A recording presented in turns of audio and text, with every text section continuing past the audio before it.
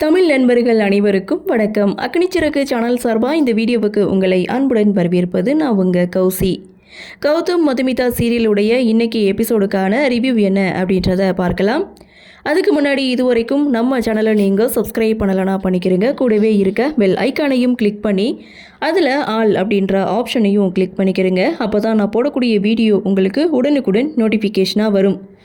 இன்றைக்கி எபிசோடை பொறுத்த வரைக்கும் ஒரு ஃபியூ எபிசோடாக கிரணை பார்க்கும்போது செம்ம இரிட்டேட்டிங்காக இருந்தது. நம்மளுக்கே அவரை அடிச்சிடணும் அப்படின்னு போல் தோணுச்சு. ஆனால் இன்றைக்கி எபிசோடில் அவரை பார்க்கும்போது செம்ம ஹாப்பியாக இருந்தது. அந்த அளவுக்கு கிரணை இங்கே வச்சு செய்துட்டாரு நம்ம கௌதம். அது மட்டும் இல்லை, சட்டையை பிடிச்சி வெளியில் இழுத்து கொண்ட தள்ள வச்சுட்டாரு. இதுதான் இன்றைக்கி எபிசோடுக்கான மிகப்பெரிய ஹைலைட். என்ன நடந்தது அப்படின்றத வாங்க டீட்டெயிலாக பார்க்கலாம். ஃபஸ்ட்டு சீனை பொறுத்த வரைக்கும் மதுமிதா தன்னுடைய அப்பாவை கூட்டிகிட்டு வீட்டுக்கு கிளம்புறாங்க. அப்போது கௌதம் நிற்க சொல்கிறாங்க. இங்கே இவ்வளோ பெரிய பிரச்சனை நடந்து முடிஞ்சிருக்கு, நீங்கள் பாட்டுக்கும் எந்த ஒரு பதிலும் சொல்லாமல் போனால் எப்படி, எனக்கு ஒரு பதிலை சொல்லிட்டு போங்க அப்படின்னு சொல்லிக்கிட்டு கௌதம் இங்கே கிரணிக்கிட்ட விசாரிக்கிறாங்க. நீயும் மதுமிதாவும் லவ் பண்ணிங்களா, உண்மையா அப்படின்னு சொல்லி கேட்கும்போது சத்தியமான உண்மை அப்படின்னு கிரண் சொல்லும்போது கௌதம் கிரணை ஓங்கி ஒரு அறையிறாங்க. எல்லாருக்குமே செம ஷாக்கிங். என்னடா இது, இங்கே என்னடா நடக்குது அப்படின்னு சொல்லி எல்லாரும் அதிர்ச்சியில் பார்த்துட்டு இருக்காங்க. அப்போது கௌதம் கிரணை பார்த்து, நீ யார், எப்பேரியப்பட்ட கிரிமினல் அப்படின்றது எனக்கு நல்லாவே தெரியும் அப்படின்ட்டும், நீ வேற ஒரு நம்பர்லேருந்து எனக்கு ஃபோட்டோ அனுப்புனா நீ யார் என்னன்னு என்னால் கண்டுபிடிக்க முடியாதா, நான் அப்போவே கண்டுபிடிச்சிட்டேன். நீ எனக்கு ஃபோட்டோ அனுப்புனா அடுத்த செகண்ட் அந்த சிம் கார்டு யாரோடது, யாருடைய பேரில் ரிஜிஸ்டர்ட் ஆகிருக்கு அப்படின்றது நான் கண்டுபிடிச்சிட்டேன் அப்படின்னு சொல்லி அதற்கான ப்ரூஃபை சந்தோஷ் கிட்ட சொல்லி எடுத்துகிட்டு வர சொல்கிறாங்க. சந்தோஷம் கொண்டு வந்து கொடுக்குறாங்க. அது மட்டும் இல்லை, பேங்க்கில் ஜாயிண்ட் அக்கௌண்ட் இருந்தது அப்படின்னு சொன்னது பொய். நீ மதுமிதாவை கூட்டிகிட்டு பேங்க்குக்கு போனது எனக்கு தெரியும். நான் பேங்க் வாசலில் தான் நின்னேன். அதாவது மதுமிதாவை சந்தேகப்பட்டு அவங்கள நான் ஃபாலோ பண்ணலை. மதுமிதாவுக்கு உன்னால் எந்த பிரச்சனையும் வந்துடக்கூடாது அப்படின்றதுக்காக தான் நான் ஃபாலோ பண்ணி வந்தேன் அப்படின்ட்டும், மதுமிதாவை நீ உங்கள் வீட்டுக்கு வர சொன்னது அதுவும் ட்ராப் தான் அப்படின்ற மாதிரியும் இங்கே அவருடைய ஒட்டுமொத்த பிளானையும் புட்டு வைக்கிறாரு கௌதம். ஸோ இங்கே கௌதம் அடுத்து சொல்கிறது, ஸ்ருதியோட ஃபோன்லேருந்து மதுமிதாவுக்கு ஒரு மெசேஜை போட்டதும் மதுமிதா அதை நம்பிட்டாங்க. நம்பி வீட்டுக்கு வந்தாங்க அப்படின்னு சொல்லி ஒட்டுமொத்த குட்டையும் வெளிக்கொண்டு வந்துட்டாங்க. என்ன சார், எல்லா பழியையும் ஏன் மேலே தூக்கி போடுறீங்க அப்படின்ட்டு கிரண் ஒரு பக்கம் கேட்க மீண்டும் ஒரு அறை கொடுக்குறாங்க. கிரண் அப்படியே நடுங்கி போய் நின்றுட்டு இருக்காங்க. சகுந்தலா அபிஷேக் சொல்லவே வேண்டியதில்லை. என்னடா அது, நாம் ஒன்று நினச்சோம் ஆனால் இங்கே ஒன்று நடந்துகிட்டு இருக்கே அப்படின்னு சொல்லி அவங்க ஒரு பக்கம் பார்த்துட்டு இருக்காங்க. அது மட்டும் இல்லை, ஹை வெயிட்னஸ் ஒருத்தரையும் கூட்டிகிட்டு வராங்க. யாருன்னு பார்த்தா நம்ம மதுமிதாவுடைய ஃப்ரெண்ட் கிரணுடைய மனைவி ஸ்ருதியை சந்தோஷ் கூட்டிகிட்டு வராங்க. ஸ்ருதியும் எல்லா உண்மையும் புட்டு வைக்கிறாங்க. பணத்துக்காக தான் இவன் என்னை கல்யாணம் பண்ணிக்கிட்டான், இப்போவும் மதுமிதாவை பணத்துக்காக தான் டார்ச்சர் பண்ணுறான் அப்படின்ட்டும், என் உயிரை காப்பாற்றினது கௌதம் சார் தான் அப்படின்னு சொல்லி இவனை நீங்கள் என்ன வேணாலும் பண்ணிக்கோங்க அப்படின்னு சொல்லிட்டு அந்த இடத்துல ஒரு குட்டி ஃப்ளாஷ்பேக் சீனுக்கு போகிறாங்க. கிரண் வீட்டை விட்டு வெளியில் வந்ததுக்கப்புறம் கௌதம் கிரணுடைய வீட்டுக்கு போயிருக்காங்க. அங்கே கட்டி போட்டு வச்சிருந்த ஸ்ருதியை காப்பாற்றிருக்காங்க. இதை ஒரு குட்டி ஃப்ளாஷ்பேக் சீனாக ஸ்ருதி எடுத்து சொல்லிட்டு, நீங்கள் வேணால் என்ன வேணாலும் பண்ணிக்கோங்க அப்படின்னு சொல்லிட்டு ஸ்ருதி அங்கேருந்து போகிறாங்க. ஸோ இங்கே கௌதம் பார்த்திங்கன்னா ஒட்டு மொத்த பேருக்கிட்டையும் மதுமிதா யார், கிரண் யார் அப்படின்றத நிரூபிச்சிட்டாங்க. ஸோ மதுமிதா மேலே எந்த தப்பும் கிடையாது அப்படின்றத எல்லாரும் முன்னாடியும் இங்கே வெளியே கொண்டு வந்துட்டாங்க. இதைத்தான் நாமளும் எதிர்பார்த்தோம். அது மட்டும் இல்லை, லாயரை எதுக்காக வர வச்சுருக்காங்க அப்படின்னா, இனிமே மதுமிதாவுக்கும் தனக்கும் எந்த ஒரு சம்மந்தமும் கிடையாது அப்படின்றத சுய நினைவோடு எழுதி கொடுக்குறேன்னு நீ முதல்ல இந்த பேப்பரில் சைன் போடு, இந்த விஷயம் சந்தோஷ் கூட தெரியாது அப்படின்னு சொல்லிட்டு லாயரை வர சொல்லி அந்த பேப்பரை வாங்கி சந்தோஷ் கிட்ட கொடுத்து கிரண்கிட்ட சைன் வாங்க சொல்கிறாங்க. கிரண் பார்த்திங்கன்னா சைன் போடுறாங்க. அவனை கழுத்தை பிடிச்சி சட்டையை பிடிச்சி இழுத்துக்கொண்ட வெளியில் தள்ளிட்டு வராங்க ஜீவாவும் சந்தோஷம்.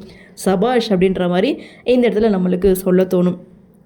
அந்த இடத்துல மதுமிதாவுடைய அப்பா கௌதமுக்கு நன்றி சொல்கிறாங்க. என்னுடைய பொண்ணு எந்த ஒரு சூழ்நிலையும் தப்பு பண்ண மாட்டா, என் பொண்ணை நம்பினதுக்கு ரொம்பவே நன்றி, என் மதுவோட வாழ்க்கையை காப்பாற்றி கொடுத்துருக்கீங்க, இந்த மாதிரி மாப்பிள்ளை கிடைச்சதுக்கு நாங்கள் தான் கொடுத்து வச்சுருக்கணும் அப்படின்னு சொல்லி கௌதமுக்கு நன்றி சொல்கிறாங்க. அப்போது கௌதம் பார்த்திங்கன்னா, நான் மதுமிதா மேலே எப்படி சந்தேகப்பட முடியும், நான் சந்தேகப்படலாம் இல்லை, அவனால் இவங்களுக்கு ஏதாவது ஆபத்து வந்துருமோ அதனால தான் நான் பயந்தேன் அப்படின்ற மாதிரி கௌதம் சொல்லிவிட்டு 2 நாளாக ஏன் அப்செட் இருந்தீங்கன்னு கேட்டிங்கல்ல, ஸோ அதனால தான், அதாவது இந்த விஷயத்த என்கிட்ட நீங்கள் சொல்ல மாட்டேன்றீங்களே அப்படின்ற ஒரு வருத்தத்தில் தான் நான் ரொம்ப அப்செட்டாக இருந்தேன் அப்படின்னு சொல்லி இங்கே கௌதம் மதுமிதா கிட்ட சொல்ல, மதுமிதாவுக்கு வார்த்தையே வரல, சைலண்ட்டாக நின்றுட்டே இருக்காங்க. ஸோ அப்போ பார்த்தீங்கன்னா பர்த்டே ஃபங்க்ஷனும் நல்லபடியாக முடியுது. ஆஃபீஸில் இருக்கவங்களுக்கும் வந்தவங்களுக்கும் அதுக்கான பதிலை வந்து சொல்லி அனுப்பிச்சிட்டாங்க. ஃபங்க்ஷன் நல்லபடியாக முடிஞ்சதுக்கு அப்புறம் மறுபடியும் மதுமிதாவுடைய ஃபேமிலி மொத்தமும் எங்கள் கௌதம் கிட்ட வந்து நன்றி சொல்லிட்டு இருக்காங்க. மதுமிதாவுடைய அப்பா ஒரு பக்கம், ரேணுகா, அதுக்கப்புறம் நம்ம மதுமிதாவோட தங்கை, இவங்க எல்லாருமே பார்த்திங்கன்னா கௌதமுக்கு நன்றி சொல்கிறாங்க. ஸோ கௌதம் வந்து மீண்டும் மதுமிதாவுடைய அப்பா கிட்ட வந்து சொல்கிறது, மதுமிதா மாதிரி ஒரு பொண்ணை பெற்று வளர்த்து என் கையில் கொடுத்ததுக்கு நான் தான் உங்களுக்கு நன்றி சொல்லணும். இப்பேரியப்பட்ட பொண்ணை எனக்கு வந்து கல்யாணம் பண்ணி கொடுத்துருக்கீங்க, ரொம்ப நன்றி அப்படின்னு சொல்லி பதிலுக்கு இவர் நன்றி சொல்ல, இதெல்லாம் பார்த்து மதுமிதா அழுதுகிட்டே ரூமுக்கு ஓடுறாங்க. அதை பார்த்த கௌதம் ஒரு நிமிஷம் அப்படின்னு சொல்லிட்டு ரூமுக்கு வராங்க. இங்கே மதுமிதா பார்த்திங்கன்னா நினச்சி அழுதுகிட்டே இருக்காங்க.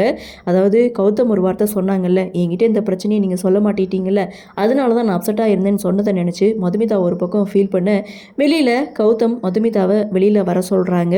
ஆனால் மதுமிதா அழுதுகிட்டே இருக்காங்க. சாரி, மன்னிச்சிடுங்க, நீங்கள் கூட ஒரு நிமிஷம் நம்பிட்டீங்கன்னு நான் உங்களை தப்பாக புரிஞ்சுக்கிட்டேன் அப்படின்னு சொல்லி மதுமிதா ரெஸ்ட் ரூமில் இருந்தே அழுதுகிட்டு பதில் சொல்லிட்டு இருக்காங்க. ஆனால் கௌதம், இது மாதிரி ஏற்கனவே ஒரு தடவை எனக்கு நடந்திருக்கு, என் வாழ்க்கையில் திரும்ப திரும்ப இந்த மாதிரி விஷயங்கள் வந்து நடந்துகிட்டே இருக்குது அப்படின்ட்டு, ஆனாலும் திரும்பவும் இந்த விஷயத்தை நான் சொல்கிறேன் அப்படின்னு சொல்லி, எனக்கு 42 வயசாகுது, இனிமேல் என்னை யாரும் கல்யாணம் பண்ணிக்க மாட்டாங்கன்னு நினச்சேன், ஆனால் நீங்கள் என்ன கல்யாணம் பண்ணிக்கிட்டீங்க அப்படின்னு சொல்லி அந்த இதை ஸ்டார்ட் பண்ணுறாரு. அப்போ தான் மதுமிதாவுக்கு ஞாபகம் வருது. அப்போது ஒரு ஹோட்டலில் நம்ம மதுமிதா வந்து ரெஸ்ட் ரூமில் இருக்க, வெளியில் அபர்ணா நினச்சி நம்ம கௌதம் வந்து பேசினாங்க இல்லையா, அப்போது அதை நினச்சி பார்த்து, அப்போது நம்ம ஆசைப்பட்டவர் இவர் தானா, நம்மளை மாதிரியே யோசிக்க நினச்சது இவரைத்தானா அப்படின்னு சொல்லி மதுமிதாவுக்கு நம்ம அப்படி ஒரு சந்தோஷம். ஸோ நம்ம ஆசைப்பட்டவர் கூட தான் வாழ்ந்துட்டு இருக்கோமா அப்படின்னு சொல்லி ரொம்ப சந்தோஷப்படுறாங்க. அப்படியே கதவை ஓப்பன் பண்ணிட்டு வந்து கௌதமை ஓடி வந்து ஹக் பண்ணிக்கிறாங்க. கௌதம் ஒரு நிமிஷம் வந்து ஸ்ட்ரகிள் ஆகி நின்றுட்டு இருக்காங்க. ஸோ இன்னொரு பக்கம் பார்த்திங்கன்னா கௌதம் மதுமிதாவை கட்டிக்கிறாங்க. ஸோ இங்கே மதுமிதா பார்த்திங்கன்னா கண் கலங்கி நின்றுட்டு இருக்காங்க. பேக்ரவுண்ட் மியூசிக் பார்த்திங்கன்னா ரொம்ப அழகாக வந்து ப்ளே பண்ணியிருப்பாங்க. அதாவது இந்த சீனுக்கு ஏற்ற ஒரு பேக்ரவுண்ட் மியூசிக் வந்து கொடுத்துருப்பாங்க. செம்ம இன்ட்ரெஸ்டிங்கோட இன்றைக்கி எபிசோட முடிச்சிருக்காங்க. என்னையும் மதுமிதாவையும் யாருனாலையும் பிரிக்க முடியாது அப்படின்ற ஒரு இதை வந்து இன்றைக்கி கொடுத்துருக்காங்க. ஸோ பார்க்கலாம் அடுத்தடுத்து என்ன மாதிரியான சுவாரஸ்யத்தோடு கதைக்கள நகர்வை கொண்டு வராங்க அப்படின்றத நாமளும் பொறுத்திருந்து பார்க்கலாம். இன்னொரு விஷயம், ரிவ்யூ கேட்டுறது மட்டும் இல்லாமல் கண்டிப்பாக இன்றைக்கி எபிசோடு பாருங்கள். ஏன்னா அந்தளவுக்கு நான் ரிவ்யூ கொடுத்துருக்கேனா என்னென்னு எனக்கே சந்தேகமாக இருக்குது. ஆனால் எபிசோடு இன்றைக்கி வேறு லெவல். ஸோ செம இன்ட்ரெஸ்டிங்காக இருந்தது. அந்த கிரனோட முகத்தை பார்க்குறதுக்காகவது இன்றைக்கி நீங்கள் எபிசோடை பாருங்கள். ஏன்னா ஃபியூ எபிசோடாக எல்லாருமே இரிட்டேட் பண்ணிட்டாரு. ஸோ இன்றைக்கி அவருடைய முகத்தை பார்க்கும்போது செம்ம இன்ட்ரெஸ்டிங். அது மட்டும் இல்லை, அபிஷேக், சகுந்தலா இவங்க போட்ட பிளான் எல்லாமே ஃப்ளாப் ஆகிடுச்சு. ஸோ சந்தோஷ் மதுமிதா மீண்டும் ரீயூனியன், அதாவது மீண்டும் சேர்ந்துட்டாங்க. செம்ம ஹாப்பி. ஸோ இன்றைக்கி எபிசோட் பற்றிய உங்களுடைய கருத்தை வழக்கம் போல் கமெண்ட் செக்ஷனில் பதிவு பண்ணுங்கள். இந்த வீடியோ உங்களுக்கு பிடிச்சிருந்தா லைக் பண்ணுங்கள், ஷேர் பண்ணுங்கள், மறக்காமல் நம்ம சேனலை சப்ஸ்கிரைப் பண்ணிக்கிறீங்கன்னு சொல்லி இந்த வீடியோவிலிருந்து விடைபெறுகிறேன். நன்றி, வணக்கம்.